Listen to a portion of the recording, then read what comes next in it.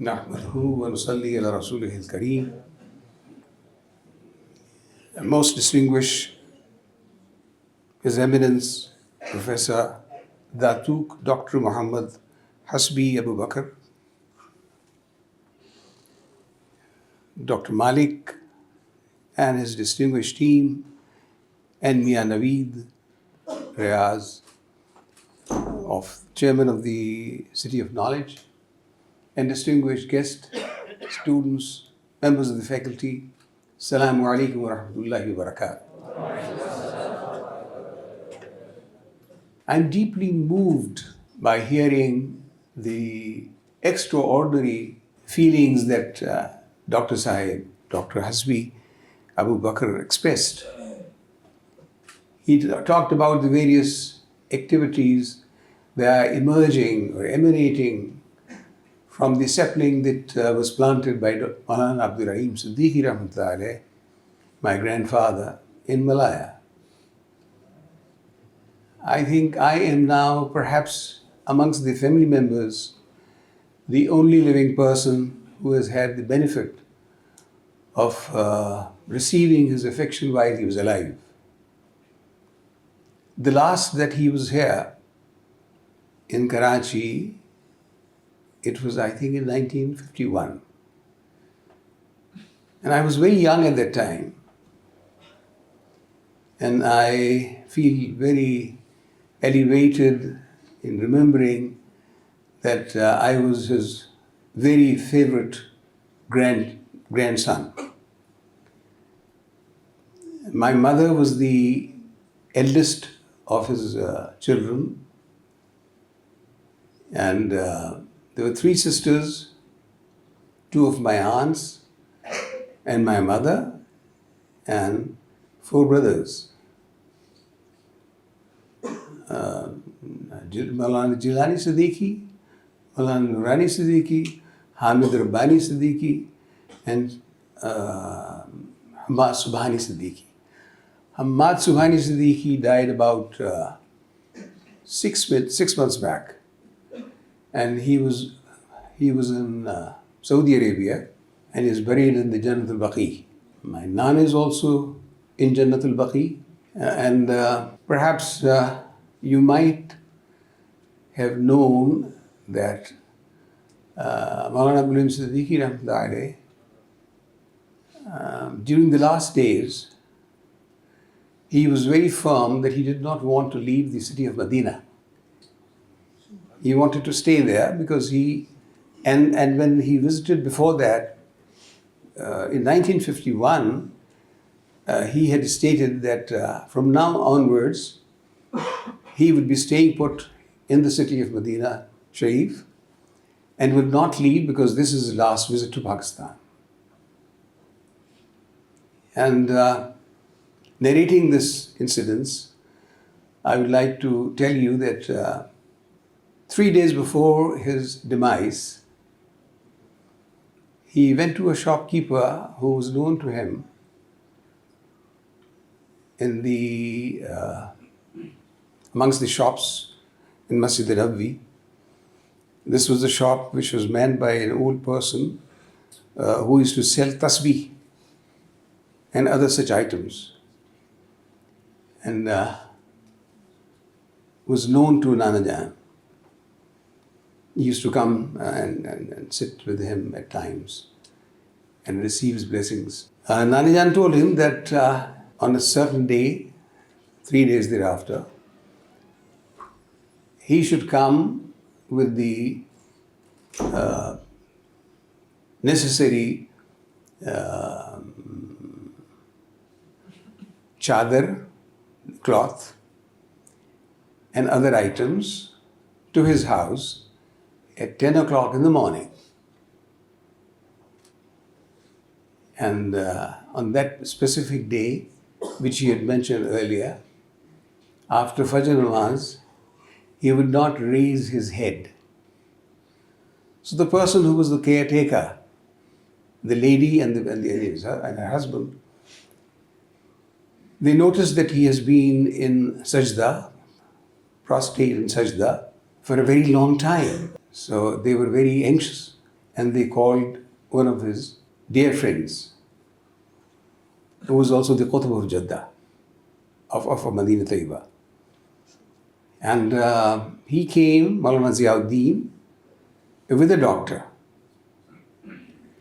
He came inside the room and saw that he was there prostrating in sajda. But he stated that we should not disturb him. He will, by himself, when he's done with the sajda, inshallah, then we will talk to him. So he tried to calm the caretakers. Later on, after about some time, 15 minutes or so, Nana Jan stood up and then went to his bed. His bed was placed in a position from where he could view the Raza Rasul Sallallahu Alaihi Wasallam through the window. So he reclined and then he moved his head towards the Raza Rasul Sallallahu Alaihi Wasallam. The doctor wanted to give him a certain injection to revive him, but he said no. He didn't speak, but with his fingers he said no, don't do it. And in that position, he took his last breaths. He was buried in Jannatul Baqi. Exactly, his head has been, the position is such that his head is close to the feet of Amma Aisha Siddiqa radiallahu ta'ala. And the second most unusual thing, his elder brother, he died a few months after. And he was also buried in the same qabr, in the same grave. They put two, one on top of the other. So he's also buried in the same qabr. And this is most extraordinary. This does not really happen, you know. So this was one event I thought would be very spiritually thought-provoking for all of you. MashaAllah, his spiritual stature was extraordinary. He was an iconic figure. I mean, the charisma that he was his personification was extraordinary.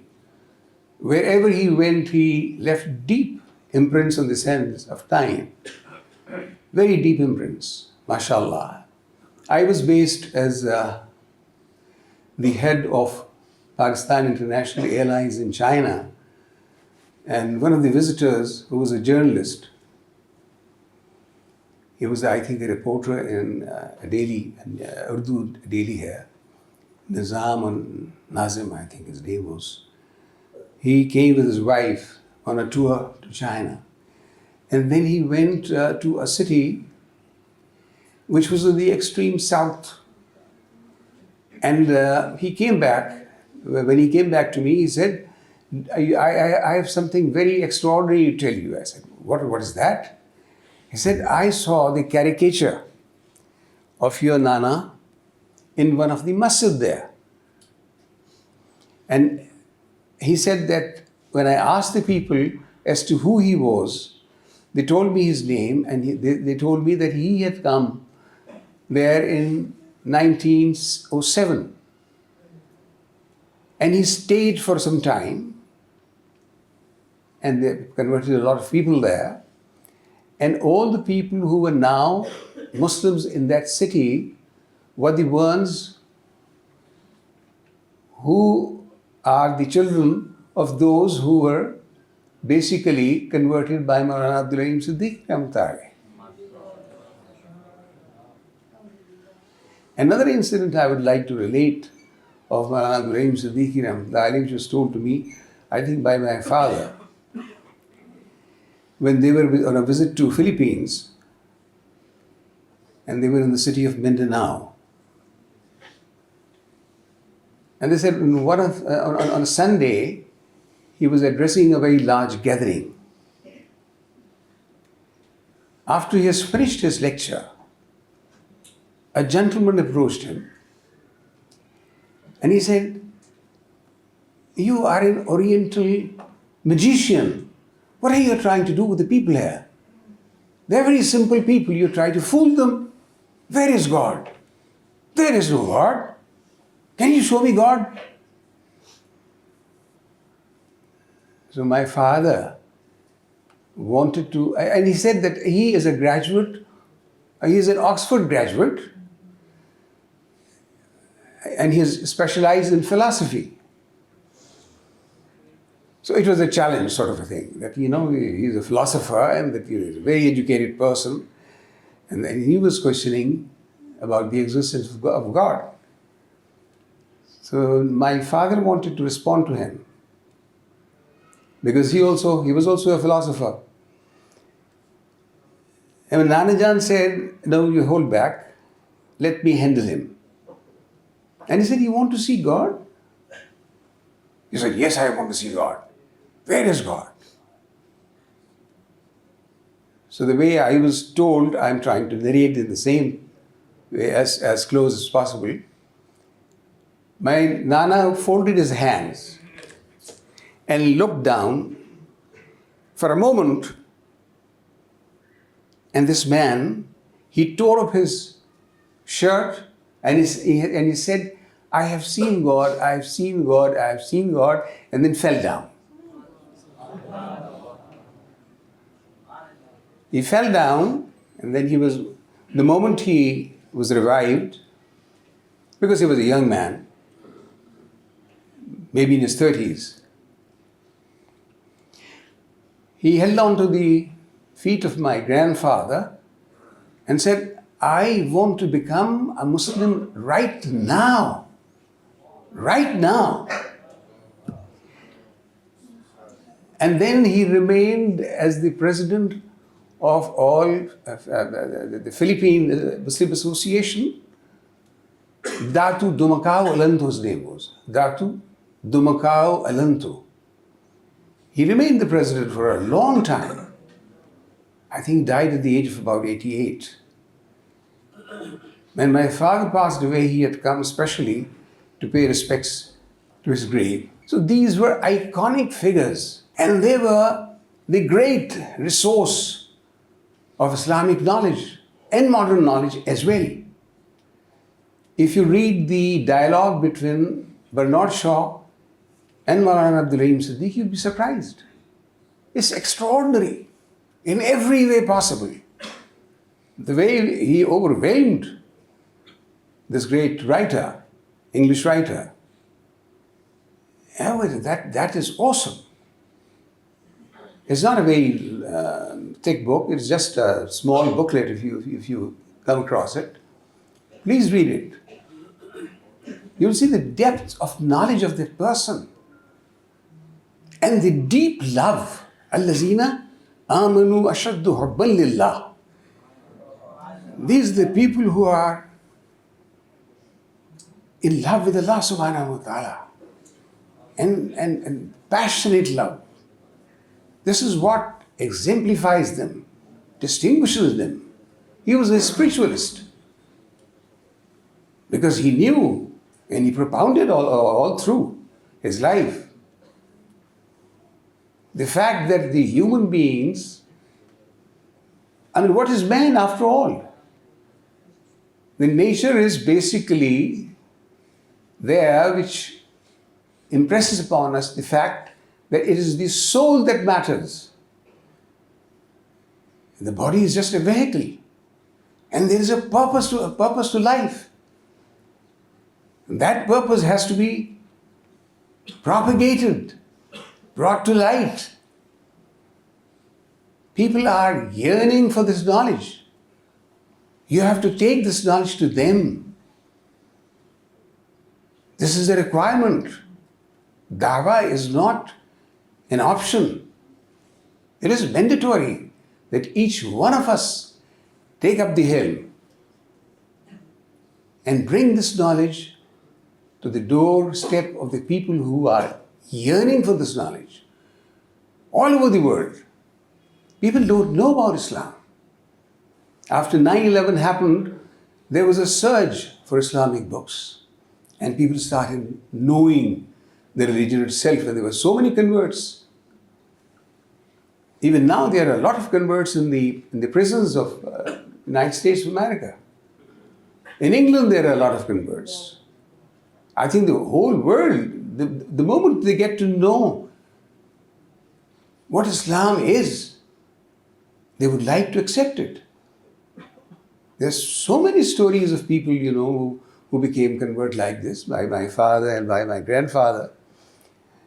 People of great knowledge, people of scientists, lawyers, doctors. I met a gentleman from Mauritius. When I went to visit my uncle, Molana, he was sitting with this gentleman, and he introduced me to him as Mustafa Ansari. So when he came to know about my name, he said, "Are you the son of Dr. Ansari?" I said, "Yes." Then he stood up and, he embraced me and hugged me. And he said that, "I haven't met him, but I've read his book. And I keep those 2 volumes of Quranic Foundations and a Structure of Muslim Society by my bedside. Whenever I have a problem, I find a solution in it." So this was and all of you know that is a monumental work.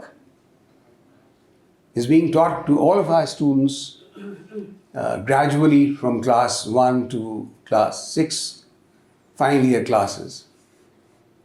It's a must for all the Muslims also to read it.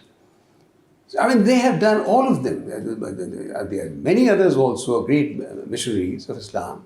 Because Islam has been, if you see closely the history, Islam has been spread by these Sufi saints. These were Sufi saints. They were able to kindle the spark within each one of us. Nafakhtu fihi min ruhi. In each one of us, they were able to kindle that star, that particular spark, which has to be harnessed, which should glow and illumine your soul.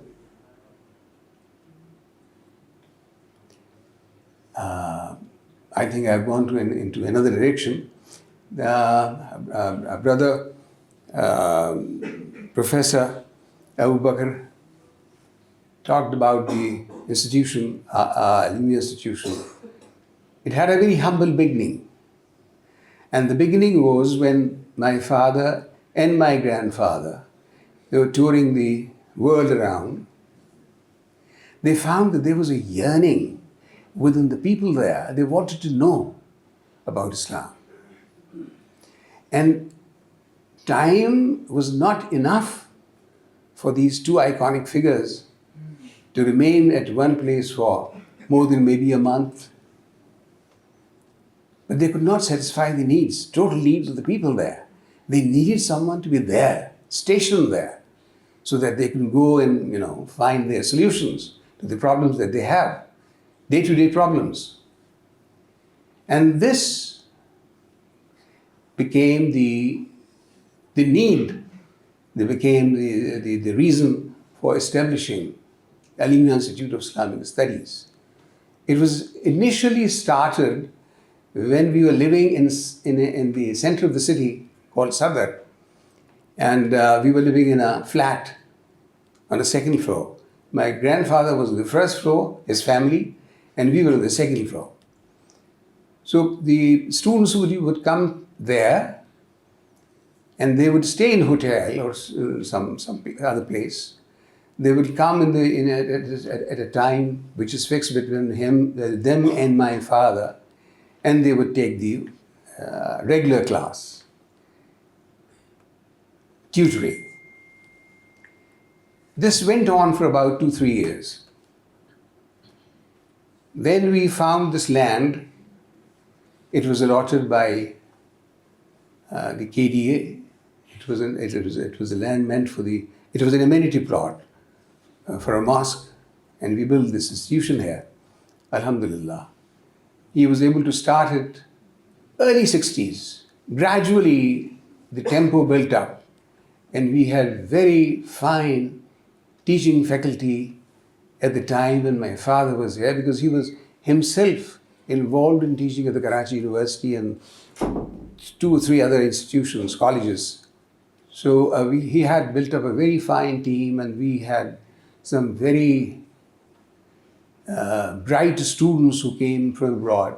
Earlier, it was only the foreign students who were being taught here. But then there was this 9/11, and after that, the security problems became a nuisance for us, because the students who applied for the permission, for the government permission, it took so long that they got disgruntled, disheartened. 2.5 years, 3 years it'll take, and they would not be able to come here. So we started educating the local population. Earlier it was the numbers were few, but later on they grew, and alhamdulillah, now we are having various categories of students who come from deep north and the cities also. Alhamdulillah. So it's a 7-year course which provides them a very strong base in the sophomore sciences and in religious sciences, both. They do their masters here, and they qualify for their PhDs from Karachi University, because we are affiliated with them. We have a school which is affiliated with the Board of Education in Karachi, Sindh. So the school does the basic education from kindergarten to the matriculation, and then the student has the option to come in the Aleemiyah Institute, where they are provided in the first year. It's an orientation program where they try to learn the languages and try to understand the discipline that they will have to follow during the next 6 years here. So during the next 6 years, they are given the proper Dars-e-Nizami, which has been structured, modified maybe by Dr. Ansari himself, because he was an educationist also, and the various other subjects, like philosophy, sociology, economics. All of these are part of the program that we have in this institution. There are forums, they're public, they're taught to speak in front of the audience. And alhamdulillah, when each one of them qualifies from there, they're also proper muftis. They can give fatwas, decrees, and be of use to wherever they go. Then we have various programs, like you mentioned in your case. We have established about 7 to 8 dispensaries where we provide health care.